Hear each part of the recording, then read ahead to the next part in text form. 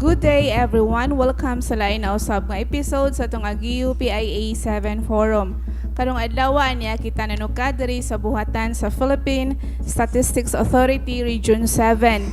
Later on in our discussion, we will highlight the celebration of the 29th National Statistics Month with the theme Exploring Philippine Wonders in Numbers. Statistics towards Sustainable Tourism Development. We will come to know then the relevance of statistics when we talk about tourism development. So please join us in this informative discussion, which is brought to you by the Philippine Information Agency in cooperation with the Association of Government Information Officers in Region 7. We are on live broadcast over DYMR Cebu Radio Pilipinas and on the day telecast over MyTV Channel 30 Cebu. Kini si Amor Saludar sa Philippine Information Agency ug atong kauban karon as panelist sa ato ang forum sila si Engineer Felix Berto Jun Sato Jr., ang ato ang Senior Statistical Specialist sa PSA 7. Ato usab unyang makauban si Ms. Hera B. Juarez, ang ato ang Registration Officer 4 sa PSA 7. Ug kuyog usab nato si Mr. Noel Rafols, ang ato ang Information Officer sa PSA. Si Sir Noel karong adlaw duha ang iyang role sa ato ang forum as panelist ug at the same time ato usab siya nga co-host. Sir Noel, salamat kaayo sa imo ang pagsano nga mahimong duha ang imuhang role karong adlaw sa atong forum.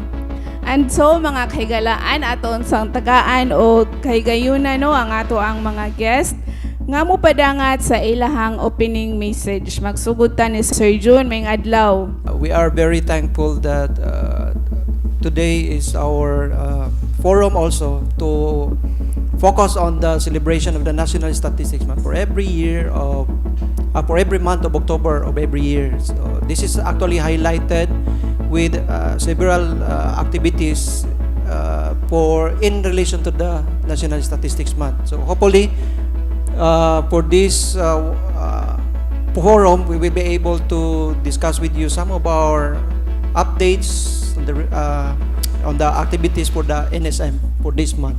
Sir Noel? Salamat more.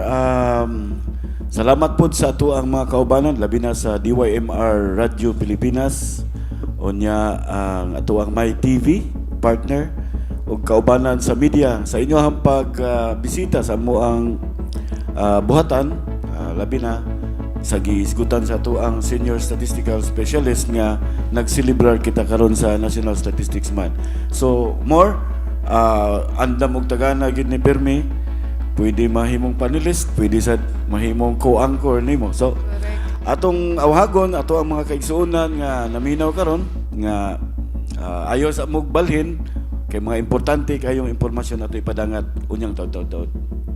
Daghang salamat Sir Noel So una siguro sa tanan Sir Noel ato sigurong sayran unsa ka importante kun atong pagahisgutan ang statistics sa atong tourism development, unsay relevance sa numbers when it comes to tourism development, and how responsive ang ato ang mga LGUs as kanang as counterpart sa ato ang ihap sa mga bisita nga moanha sa ilang tagsa-tagsa ka mga LGUs.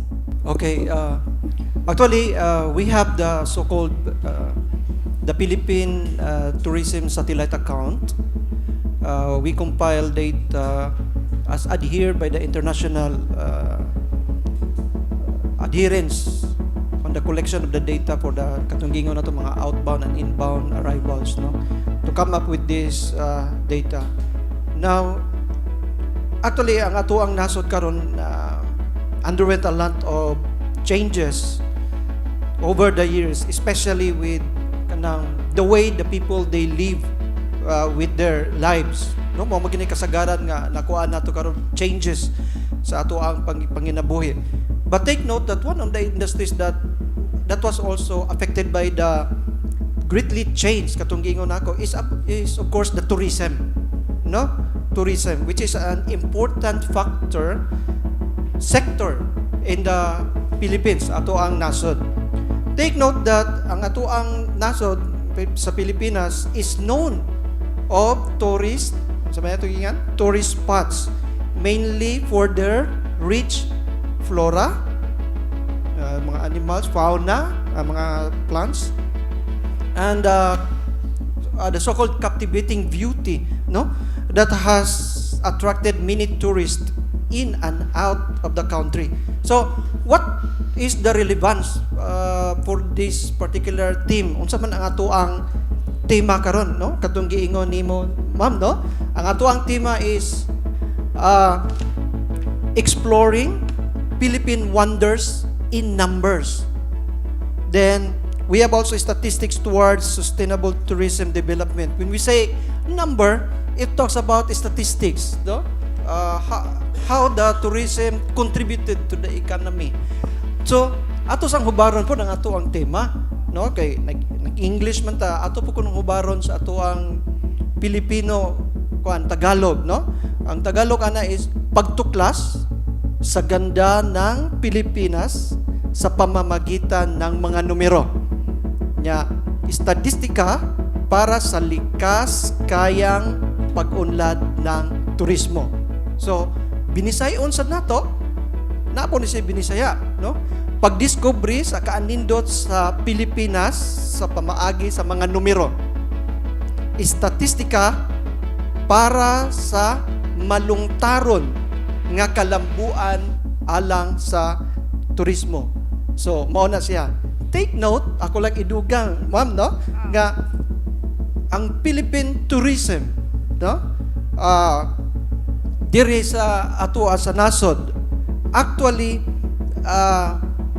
contributed of about 12.2% to the Philippine economy based on the report of the PSA in the year 2017, which is actually 24.7% higher than that of the previous year, meaning increase gid siya. So if you can imagine how important is the tourism, kay dako kay iyang pag-increase, no? Take note of 24.2% higher than that of the previous year, and that there were actually mga 5.3 million people also employed in the industry of the same year. Pila to, sir? 5.3 million people employed in the industry for the year. Ang kaning 24 nga increase, sir, ano man na siya, sir, sa local na appear na local na ni o kanang mga tanan na siya, no? Tanan na, Outbound. Ang outbound meaning going to the other country, and inbound such. Okay. Kaning 5.3 million nga mga employed, sir, pwede ba natong ma-breakdown, sir, kung asa ni sila nga sector, sa resort, sa mga hotels, or I don't have the data, but this is actually being posted sa amo ang website last I think it was July, no? If I'm not mistaken. So ang yalang gihatag there is 5.3 million people employed, no, in the tourism, no? Yeah, dapita. But we cannot give you, but of course na gid siya. Okay. 2017 gihapon ni siya nga data, sir, no? Yes. Oh, 2017. Next year we will also post for 2018. 2018 na pod. So year by year, sir, nag-increase based sa inyong data ang ato ang mga tourism and Yes. Okay. mga tourist. Okay. Sir, I believe, sir, kaning inyong pag-gather sa data, sir, naapoy counterpart ang LGU ani, no? Sakto ba ko, sir? How responsive man, sir, ang ato ang mga LGU sa pagsagop ani nga measure nga dapat naajud tay account sa ato ang mga tourist nga magbisitaan sa ilahang mga tagsa-tagsa ka lugar. Okay. Actually, kanang gitawag na to nga Philippine Tourism satellite account. This is being compiled by the Philippine Statistics Authority together with the Department of Tourism. No? The major collection of the data emanates from the central office. Murag diri sa field na mo, wala kayo nakuha na mo, no? Centralized siya, sir. Centralized siya. But there was a plan, there will be a plan nga i-decentralize. As of now, wala pa siya. So, sa ako lang naibawaan, it is actually the Department of Tourism who mga administratively collect data, no, sa ato ang mga tourist industries ng mga establishment. So of course siguro there is a collaboration with the local government unit in order to fast track for the collection of this particular data. So base lang, sir, sa kaning mga data nga ato ang na-gather from 2017 to 2016, how optimistic man ang PSA, sir, nga mahatagan pa unya ang publiko og accurate gyud nga data sa ato ang mga tourist arrival dinhi sa Pilipinas? Of course, we adhere to the reliability and accuracy of the data. So take note that there are other also surveys nga gikonduct sa among opisina aside from the compilation of the PTSA. We have also the household survey of domestic visitors. This is actually to get the data of the outbound and inbound of arrivals of tourists. Okay, this is also funded by the Department of Tourism. The household survey of domestic visitors is being conducted every 3 years. Every 3 years. Actually, the recent conduct of this survey is in the year 2016, and we have also the result of that. Okay, so later siguro pwede po na ako siya ma-present, highlight sa during sa atong forum karon the result of the 2016 HSDP, and it is very noted po, nindot siya. Lahi po na siya, sir, no, dili na siya appeal sa katong ato ang tourism nga gisgutan, household na siya. Household ni siya. Pero pwede gihapon na siya, sir, nga ma-incorporate Yes. sa pwede gihapon, sir. Okay. So usa gyapon na siya, sir, sa nakapuno aning ato ang data pag 2017. Okay, sir.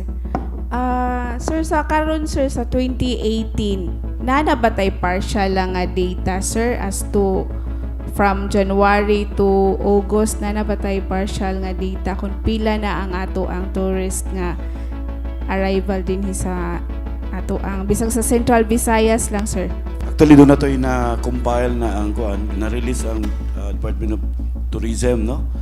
In fact, na-observe nila during the closure of Boracay nga ni daghan yun, no? Na-notice nga ni daghan yun ang mga turista ni abot sa Central Visayas, particularly Bohol, Cebu.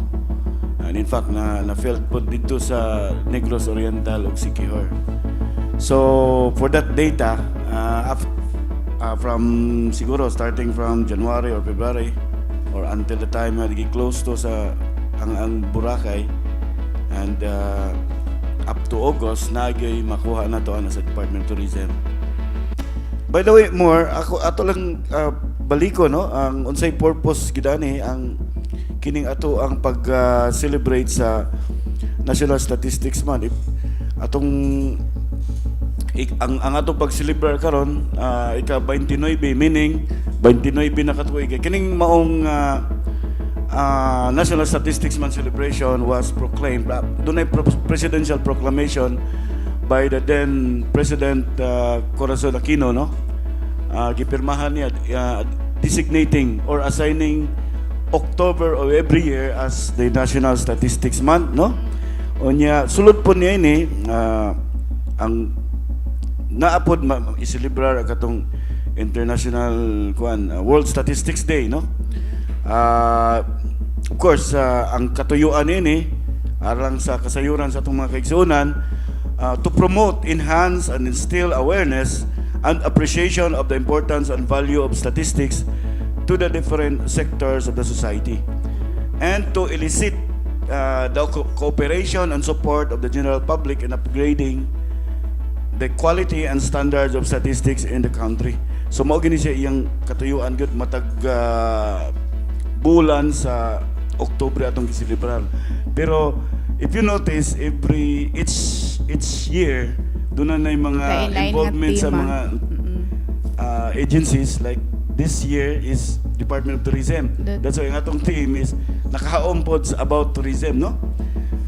So mao gini atong katuyuan.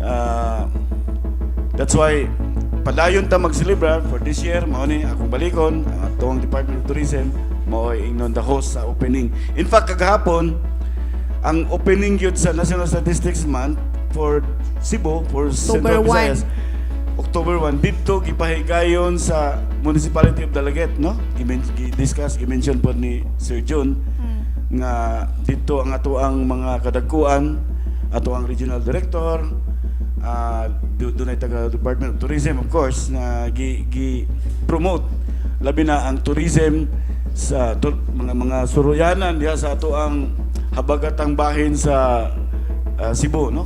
Murag gi-explore ninyo ang Dalagit Valley, sir. Oo, bali gi-explore Dalagit dito gani sila sa Osmeña, mga Osmeña Osmeña Peak. nindot nga mga lugar dito. Para po i-promote sad, no?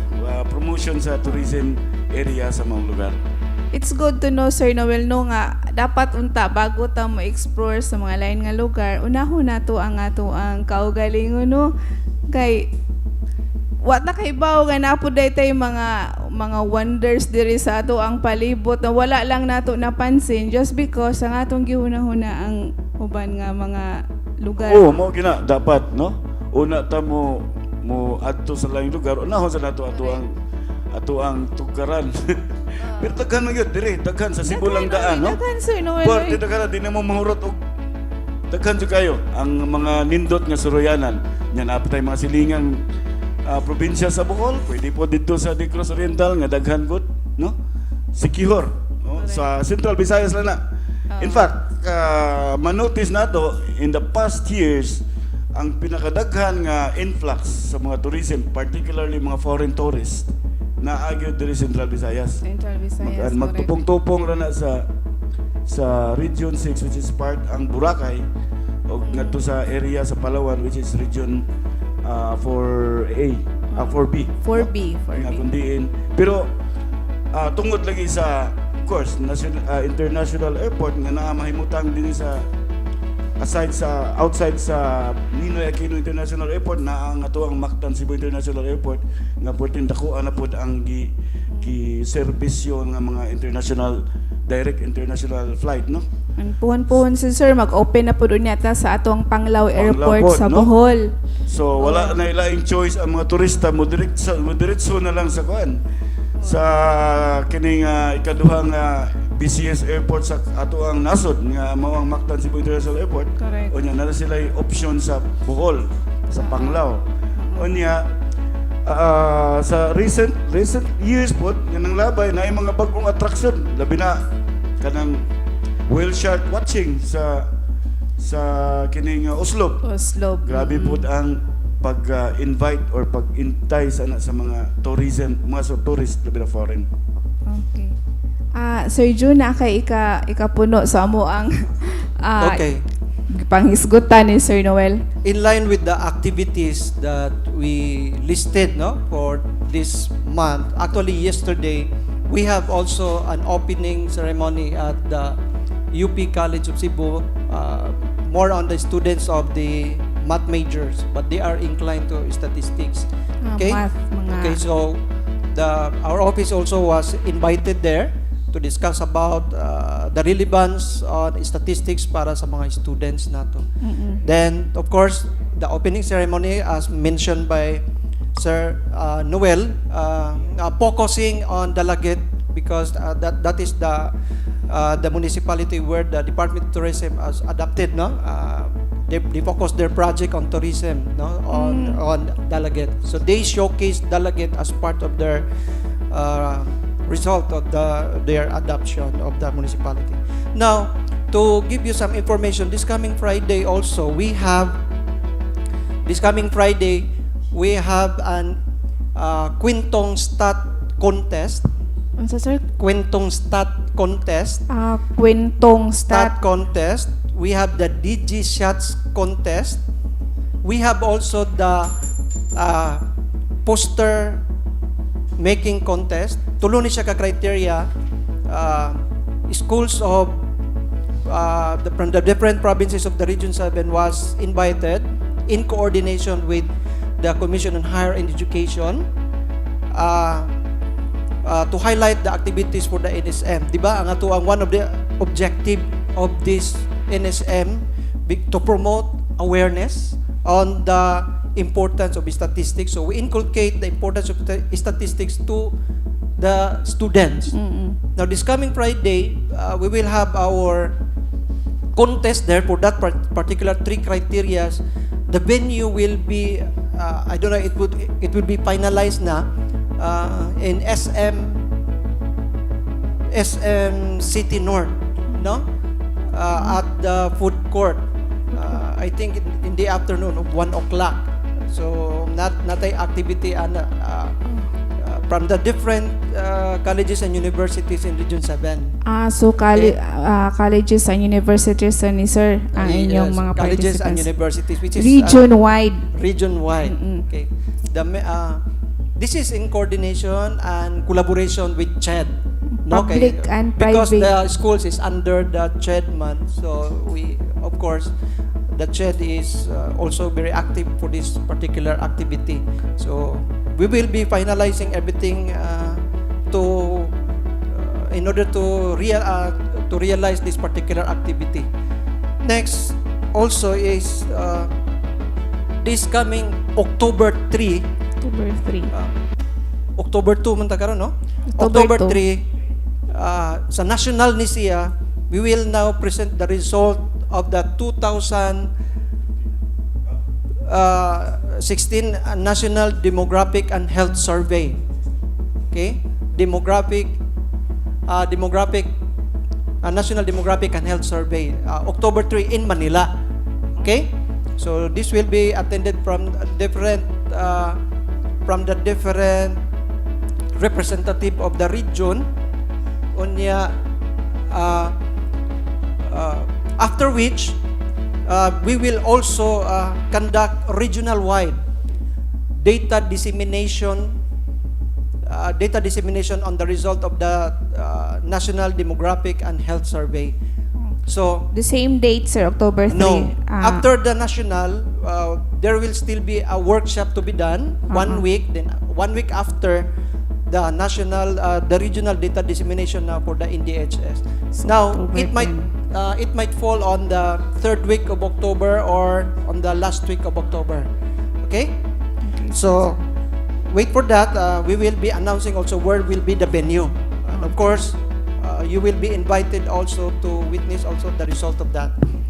Next is we will also have a series of trainings for our employees here with regards to mga statistical matters, okay, as to their professional advancement.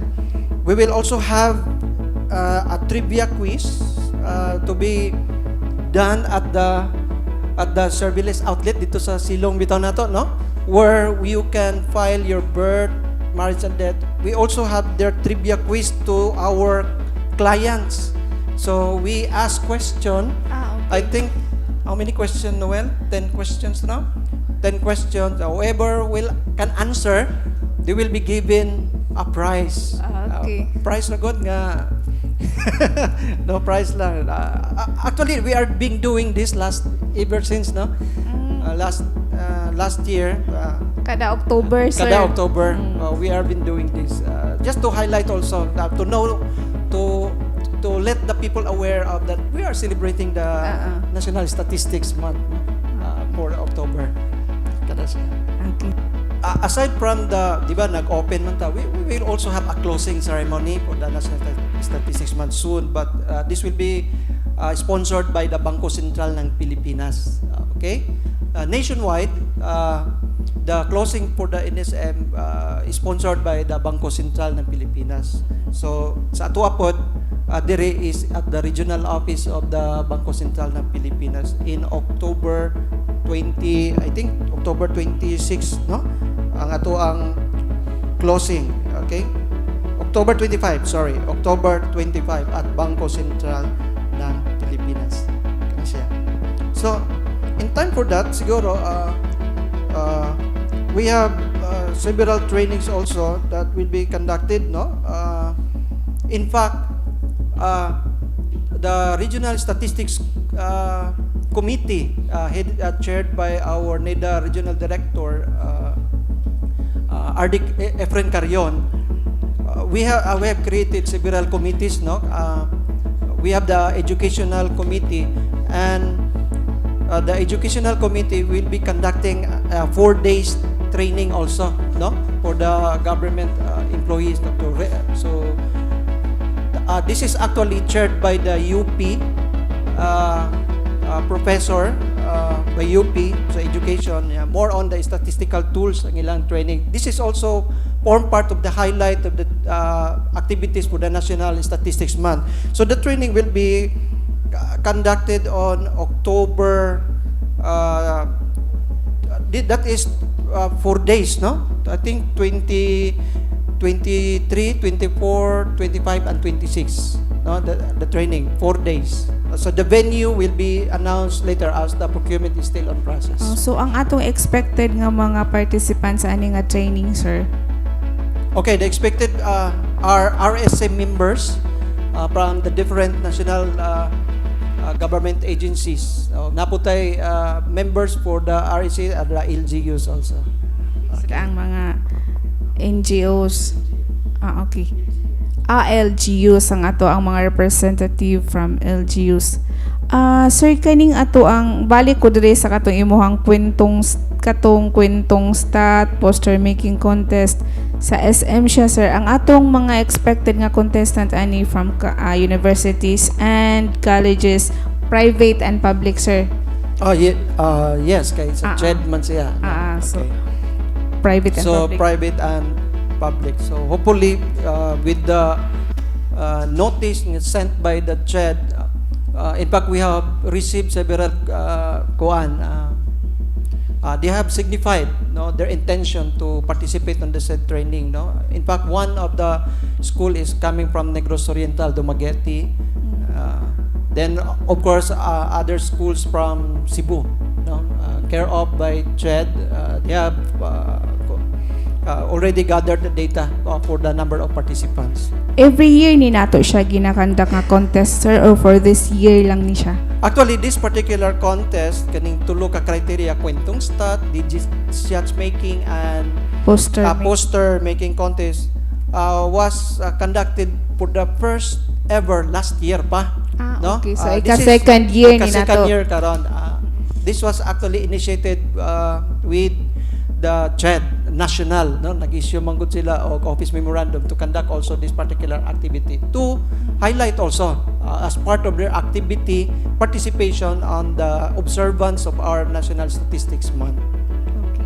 Sir Noel, na kay ika puno diha, sir, namang kay gitamdan nga papel, sir. Katuning gisgutan kaganihan ni Engineer June Sato nga HSDV bitaw, HSDV, which means household survey on domestic visitors. So lahi po ni siya sa ato maning mga domestic visitors lang, no? Unya doon na tayo ranking base sa resulta nga kundiin ang provinces of Bohol and Cebu ranked 6th and 7th sa most visited places by domestic tourists. Ang Bohol, sir, ikapito. Ikapito. Ikaunom. Ikaunom ang Bohol, ikapito ang Cebu. Ang nag-una gyud niini, of course, NCR, National Capital Region. Unya followed by Negros Occidental. Okay. Visayas. Then Ikatulo mao ang Pangasinan. Ikaapat ang Cavite sa kuan siya, no, sa Calabarzon sa Region 4A. And Quezon ikalima. Kalima. Nya ang nag-ingon dire ang most visited attraction cited in the survey were malls, churches, and beaches. So ni kuan pod ni contribute pod, no, ang ubang mga like kanang mga long weekend holidays nga kundiin adto like Christmas Day nga maoy ni account pinakadako sa pag-travel ni ini ato ang mga domestic visitors. So ikaduha ding kuan pod kining All Saints Day. All Saints Day. Unya ikatulo Holy Week. So ang ilang mao ni ilahang mga purposes, ang main purpose gyud, no, sa aning sa resulta, base sa resulta mao ang pag akading pleasure travel for pleasure or vacation, no. Unya ikaduha kaning pagbisita sa mga kaparyentihan, no, relatives or mga kahigalaan, friends, no. And then ikatulo ikatulo ang kining religious purposes or kaning mga pilgrimage trip. So again, walay labot ang kuan ini, no, kining foreign tourist, and this is only a survey. Domestic lang na siya, sir. Survey lang ni siya, na sampling, no. 2017 nga data, sir. 2016 nga data. 2016 nga data. So wala gyud nagpaulahi ang Bohol ug ang Cebu, sir, just because naman pud gid tay kapanghambog nga mga kung magisgo ta og malls, churches ug mga beaches, di sad gid ta mabintahaan, sir, ang Bohol ug Yes. Cebu.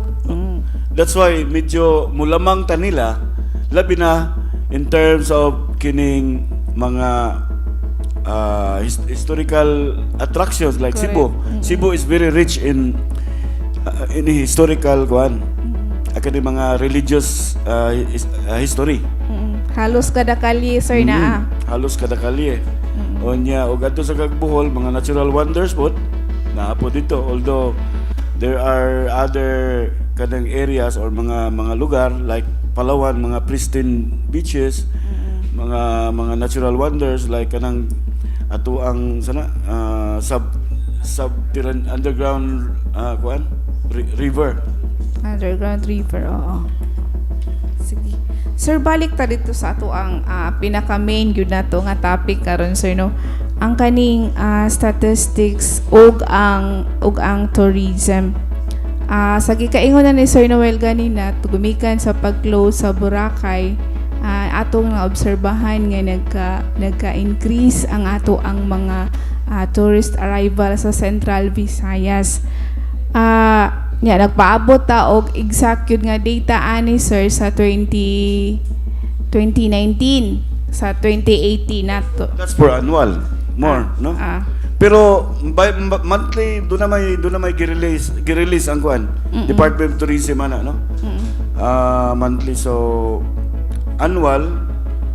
Well, in fact, do na kay mga gipagawas ng mga balita, mga releases nila nga pila ka pinakadako nga percentage from kato naka-reserve sa Boracay naa diri na divert sa Region 7. Although i-verify pag nato sa Department of Tourism kay sila may naay data ni ini nga gi-hold.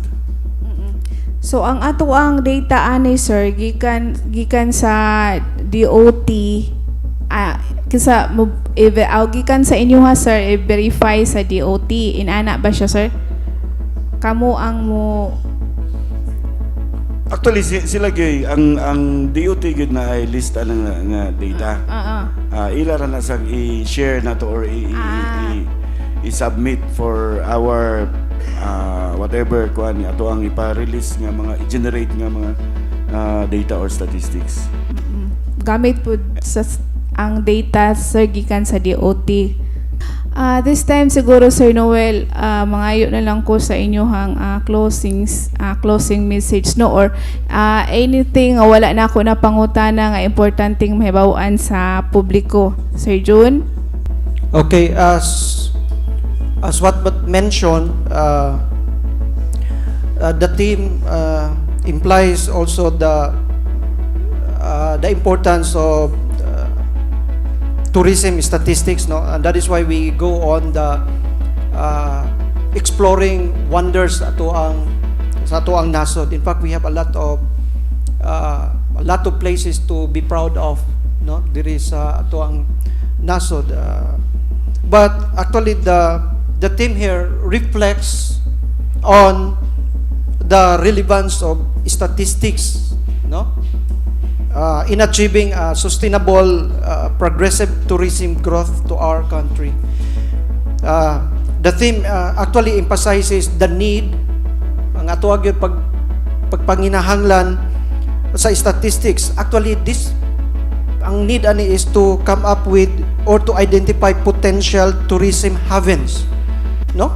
And also areas which kanang nagkinahanglan pod og mga intervention. So, ang ato tanawon is kung panitan natay maatuan nga lugar, you as a citizen, you can also have a contribution not only on the spending much, no, because mo spend ka na naman tay you have contributed to the economy, but also by observation and with your suggestion, no, we can also have that particular for planning purposes. Now, sa katong ginaingon po ni Noel na the top reason ang mga places why ni visit ang usa ka tawo is because of the religious sites, no, ang mga ang top gyud nga mga historical sites, religious sites gyud. So in fact diri gani sa Cebu, na murag na well known na ning lugar sa Karkar, no, kanang moadto ta sa katong lugar ni Father Kamomot, no, o Kamomot, no? In fact mura na po nay murag idagsa aron that for the purpose of religion, no. Sa adto po ta sa Region 10 apoy katong Divine Mercy, no, piting daghana po siya sa Laguna. So I think that would somehow validates also the result of our survey of the 2016 household survey of domestic visitors. Okay, now we will not take into kwan lang, no, ang tourism ingana lang siya, but take note that tourism has contributed, no, to our economy by sustaining tourism. Siguro we have a lot of responsibility as citizen of the Philippines, okay, to do about it what we can do on the tourism. Okay, kay naman po yung mga effect kung daghan na po kayo ang tao mo adto sa kalugar. So with that, siguro sa amo ang pag-highlight sa National Statistics Month of Activities, we have also naka-line up nga mga activities from the other line government agencies, like hanging of streamers, no, sa ilaha. They are also conducting several trainings on statistics sa ilahang mga co-employees in their own office, to heed with the NSM activity. Our office issued an office memorandum 2018-01, memorandum namo sa opisina 2018-01, signed by Socio-Economic Planning Secretary and Chairperson of the PSA Board, Ernesto Impernia, and this was also attested by our National Statistician and Civil Register General Lisa Grace is Bersales. The subject is celebration of the 28th National Statistics Month. This is to call other government agencies and line agencies to participate for the NSM. So, that is why we converge into one, so that we can have this particular celebration, a laudable one, an enjoyable one. Daghang salamat Sir June, Sir Noel. Salamat kayo, Amor. Salamat sa mga kaubanan, no, sa pagtambong nining AGIO Forum nga gipahaom sa ato ang pag-celebrate sa National Statistics Month karong bulana. Unya medyo nahutdan tag oras, wala pa ka pangutana atong mga kaubanan sa media. Anyway, after this or anytime taas pa man ang buwan sa Oktubre, pwede pa ta mag hisgot-hisgot ni ining ato ang mga aktibidades. Actually, one whole month gini siya sa Oktubre ang ato ang pag-celebrate sa National Statistic Month. In fact, doon na pa'y mga daghang hinis-isgutana din nga atong pagkahimuon, apil na ning mag-conduct tag mga info dissemination sa mga eskwelahan. Wala pala ni ma-finalize. Ato sa naipahibaw kung kanus ani o asa nga eskwelahan, no? Unya, as usual, katuang kining pagbisita sa mga kining radio station, mga programa sa radio or sa TV na umaabot po nato nga pagpahibaw pinaagi sa kapihan sa PIA. So dito pagka-istorya mo ni siya ang pag-celebrar nato ang highlight gid niini nga gawas nga doon na tayo mga ahensya sa gobyerno nga mo pahaom pod sa ilahang pag-celebrar like sa tourism. Unya ang ato yung tumong ug tuyo gini nga nalatid sa ato ang Presidential Proclamation number 647 kani gyud pagpahibalo sa atong mga kaigsunan sa tanang tao kung unsa ka importante gini ang mga statistics, no? That's why amo gining balik-balikon nga panahon nga magpahigayon mig mga censuses ug survey like census of population or uban pang mga survey like kaning mga regular natong mga survey sa like labor force survey nga atong awhagon o hangyoon ang ato ang mga respondent, mga establishment respondent o kani sa mga household respondent nga ang mga pangutana sa ato ang censuses ug survey dapat ila pud tubagon kadto pong mga sakto ug tukba nga mga tubag kay kining maong mga statistical data, mga impormasyon mao man ni atong himuong basihan sa ato ang dili lang sa ato ang kining lokal nga pangagamhanan, particularly pa ang ato ang national government like ato ang Senate of the President, Senate of the Philippines, Congress, ang atong Office of the President, ang atong mga ahensya sa gobyerno sama sa NEDA, mao ni ilahang mga himuong basihan para pag-target, pag-igo sa mga kinahanglanon labi na palambo sa atong ekonomiya. So crucial kayo ang mga tubag sa ato ang mga survey. Maula na ako ang importante ipasupot unya salamat kayo sa DYMR, of course sa Philippine Information Agency o sa MyTV atong mga kaubanan. Salamat kayo.